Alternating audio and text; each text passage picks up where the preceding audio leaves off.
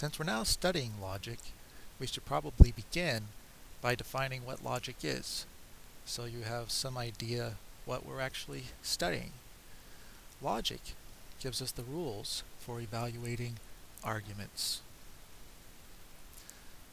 It tells us how to assess arguments to see if they're good or bad. We have criteria that we can use from logic that will help us figure out which arguments are the good ones. However, when we evaluate arguments, we can evaluate them along several different dimensions, depending on the purpose of the argument. For instance, we can evaluate arguments relative to their ability to persuade, or we can evaluate arguments relative to their ability to show your intellectual superiority.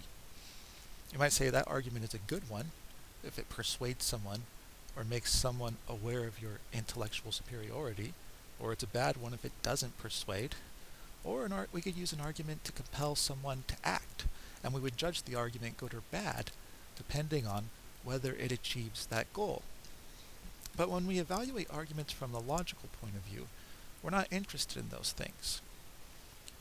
Logic evaluates arguments relative to the goal of believing what is true and avoiding belief in what is false.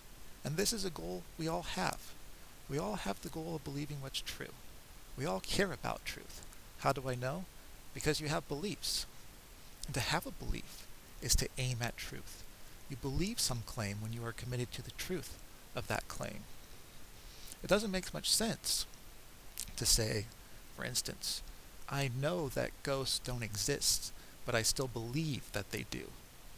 That sounds odd, because if I know they don't exist, then I know it's true they don't exist. But then I can't possibly believe it, because belief aims at truth. Or if I say, I'm convinced that I got question number 1 wrong on the logic test, but I still believe I was right, that doesn't sound correct either, because belief is aiming at truth. And arguments, from the logical point of view, help us to secure that aim. When we have a logically good argument, we're more likely to arrive at true beliefs and avoid false ones.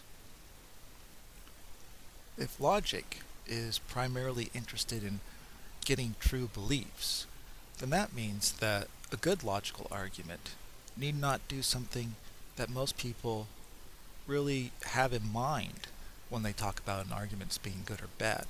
When they say that, what they really mean is that the argument is persuasive. But we're not really interested in that. The reason being that persuasive arguments can be quite illogical, and logical arguments have a tendency not to persuade. The reason being is that logical arguments require more patience. You have to follow the argument. It usually requires more patience. They're usually more complicated, and they're more difficult to construct. Given that, it's easier just to give an illogical argument, an argument that violates the canons of logic, and is therefore more likely to be persuasive.